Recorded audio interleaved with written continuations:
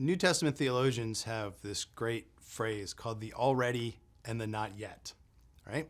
The already and the not yet. And it's a way of speaking about the way in which Jesus has fulfilled and accomplishes all the promises of God. All the promises of God are yes and amen in Jesus Christ.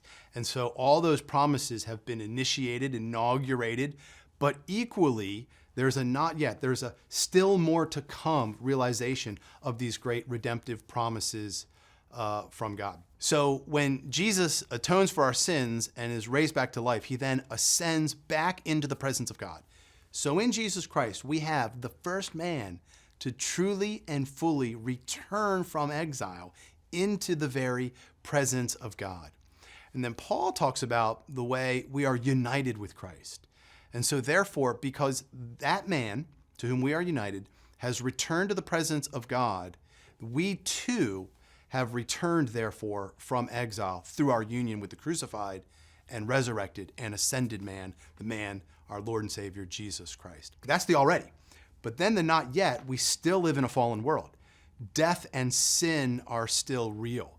So what this does for us is it teaches us to have this hope of what Christ has already accomplished in history, but equally to still look ahead. And therefore, wean us a little bit from the temptation to make this world our home and to still create those longings and those hopes for our heavenly abode.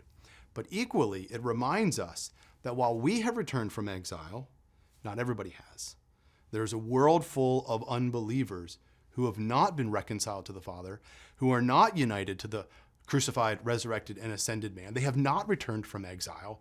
And so therefore, we have a task in the age of the already and the not yet to continue to evangelize, to continue to tell people about the good news of Jesus Christ and how they can be forgiven, how they can receive resurrection life through the Spirit, and how they too can be united and reconciled to the Father through Jesus. And so this work of evangelism, therefore, is the ongoing work of Jesus himself. Christians should consider that when we speak the gospel to others, we are co-laboring with Jesus to call others out of exile, just as we have been called out of exile.